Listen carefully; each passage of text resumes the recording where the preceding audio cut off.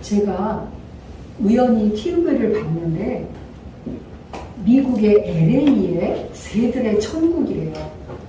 지구상에 그만큼 많은 새들이 있는 도시가 없답니다. 이제 많은 설명 들었는데 그 중에서 저에게 하나 딱 꽂힌 게 있어요. 새들이 한 새가 울면 다른 새가 그걸 따라서 운대요. 그래서 이제 그 사람이 그 옥상에서 새들의 생태를 찍는데 구도시가 있고 신도시가 있고 LA에, 그리고 LA가 보니까 예술인들의 천국이에요. 제한이 없이 자기가 원하는 대로 일단 하고 온대요.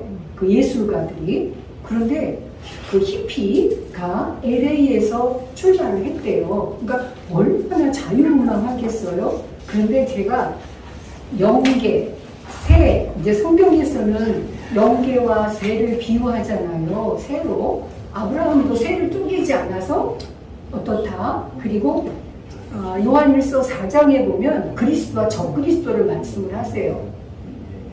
육체 안에 오신 예수를 시인하면 그리스도예요. 시인하지 않으면 적그리스도예요. 왜 그럴까? 왜 그럴까? 그런데 제가 그 새를 보면서 뻐꾸기는 남의 둥지에 자기 새끼를 키웁니다. 왜 그래요? 자기 새끼를 기르고 할 그런 게 없더라고요, 뻐꾸기는. 그래서 남의 둥지에 지 새끼를 딱 낳고 그 어미가 지 새끼인 줄 알고 다 먹이잖아요. 그리고 어른이 되면 휙 날아가 버려요. 그런데 이 새가 이제 다른 새가 울면 같이 따라온대요. 그리고 새는 아무리 부활되었다 하더라도 결국은 땅으로 내려와야 됩니다. 제가 깊게 깨달은 것은 거듭났다고 하는 영의 세계도 이러하지 않을까.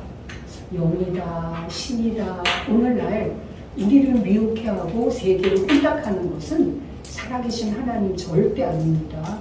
우리가 알았다고 하다 깨달았다고 하는 부분적인 자기 생각 속에 갇혀있는 계시받은 그들에 의해서 실은 세상이 혼탁되고 이렇게 어려워졌는데 그 새라고 하는 것이 자기의 본 깨달음이 아니고 하나님 아버지께로부터 받은 온전한 것이 아닐 때는 그냥 흉내를 내기 때문에 그것이 서로 어울려서 외치는 소리는 돼도 이게 생명의 열매는 맺을 수가 없겠구나 하는 면에서 혼탁한 혼란한 영의 세계를 잠시 보았습니다. 요한계시록을 보면서 저는 이사야에서 두 구절을 굉장히 은혜가 많이 되면서 이사야 전체의 핵심만 말씀을 드리겠습니다.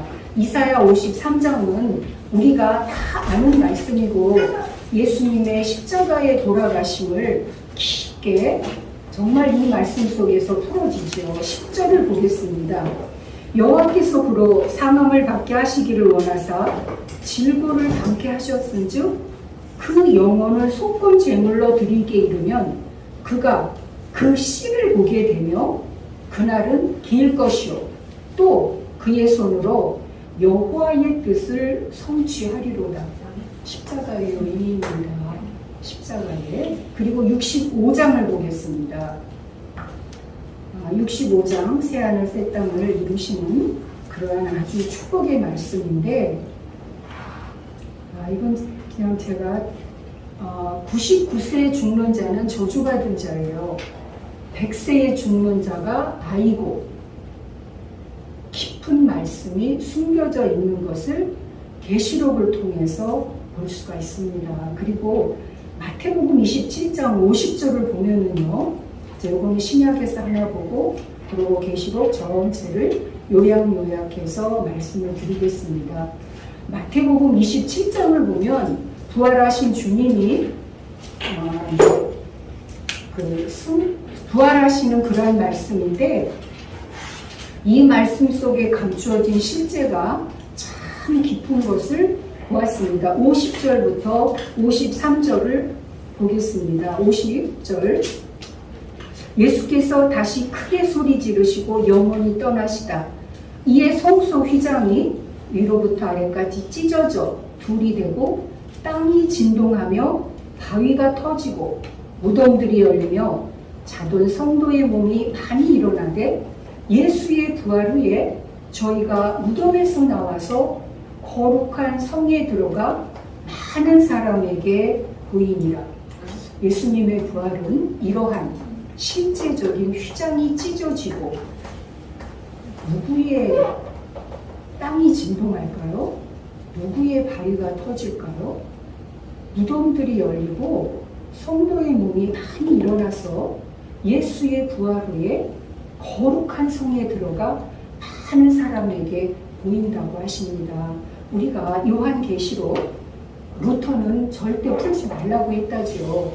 그런데 요한계시록은 1장서부터 22장에서 요한계시록 1장 1절부터 8절까지의 22장 전체의 말씀이 다 꿰뚫어져 있습니다. 내용은 한 분 한 분들이 너무 잘 아실 테니까 생략을 하고요. 1절을 보면 하나님이 그에게 주사입니다. 어떤 하나님이 어떤 그에게 주셨을까요? 구약의 계명의 율법을 주신 하나님께서 이스라엘 백성에게 신약의 선지자들의 예언대로 오신 예수 그리스도 사생활, 공생활 모든 거 다 마치시고 십자가에 돌아가실 때 사도행전 2장 17절 영광의 아버지께서 그를 보좌에 올리셨습니다. 스스로 올라가신 게 아닙니다. 그리고 사도행전 1장 2장을 보면 예언하시고 성령이 임하셔서 보혜사 진리의 성령이 12사도와 120문도에게 임하셨는데 오늘날 2000년까지 이어지고 있습니다. 어떤 하나님인가요? 구약의 하나님? 신약의 예수 그리스도의 아버지 하나님? 성령의 오늘날 살아 역사하고 계시는 성령의 하나님? 그리고 내가 다시 오마라고 말씀하시는 재림의 하나님? 그러면 그 하나님이 그에게 주사 어떤 그일까요? 하나님의 말씀을 직접 들을 수 있는 그 모든 예정과 작정을 다 이루어서 그 계시를 이제 순간 열린 속에 제가 앞에 마태복음 27장 열린 거를 말씀을 드렸고 이사야 53장 예수님의 십자가를 말씀을 드렸고 99세, 100세 죽는 자가 아이인데 계시록에서는 이 백색 투명한 열린 거를 다 열어서 말씀을 하시거든요. 계시는 열린 자에게는 계시가 아니죠. 가리워지고 부분적인 걸 보는 사람에게는 가리워진 것입니다. 그러한 속에서 그에게 주사 반드시 속히 될 일입니다. 그리고 이제 2장 3장은 영의 실상을 말씀을 하시고 4장에서는 보좌에 앉으신 이의 실제를 말씀을 하십니다. 5장에서는 보좌에 앉으신 이의 오른손의 책, 그래서 죽었다 산자입니다. 어린 양이. 그 어린 양이 안팎으로 썩고 7인으로 봉한 것을 떼십니다. 예수님 혼자만 떼시나요? 그 다음 6장서부터 19장까지는 7인과 7나팔과 7대접의 심판이 나오는데 7을 끝나고가 아니라 끝에 7인은 다시 나팔과 연결되고 나팔의 끝은 다시 대접이랑 연결되어져서 아까 99세 죽는 자 저주죠. 100세 죽는 자가 아이죠.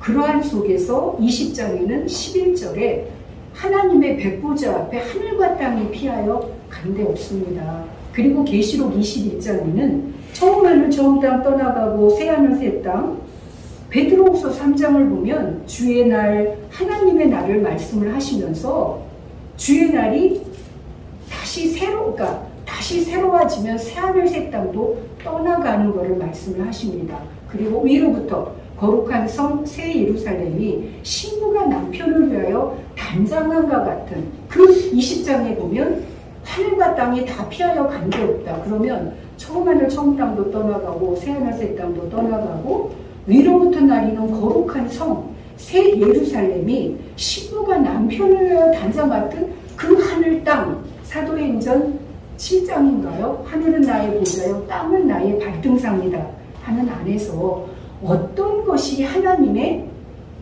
하늘 땅인지, 새하늘 새 땅, 처음 하늘 처음 땅, 거룩한 성 새 예루살렘 신부의 하늘 땅 하는 면에서 우리들은 정말 거듭나서 깨어나서 하늘 땅이 바르게 분별이 되어져서 계시록 21장 끝에 보면 하나님의 성전에 없고 하나님이 영광에 비치고 어린 양이 등이 되시면서 22장에는 보좌에 머무르지 않고 그것이 하나님과 어린 양의 보좌로부터 생명선악이 아니라 생명과가 다달이 열려서 강좌우에 열매를 맺고 흐르면서 왕같은 제사장 너희가 세세토록 왕노릇하리라 말씀을 하시는데, 계시록의 전체 말씀이 이러한 하나님의 이 시대에 온전한 축복의 말씀을 이미 예비되어진 하나님의 백성, 자녀, 오늘날 사명받은 우리들에게 허락을 하셔서 이 뜻을 이루시고자 감추신 그러한 말씀으로 보고, 이것이 앞에 말씀을 드렸던 예수님의 무덤에서 거룩한 성에 들어가 많은 사람에게 보이시는 그러한 말씀들이 정말 그 말씀과 말씀, 성경과 성경으로 풀어서 열어지는 이제가 아닌가, 이렇게 한 분 한 분 귀한 자리 말씀 함께 나눌 수 있도록 허락해 주심에 감사드립니다.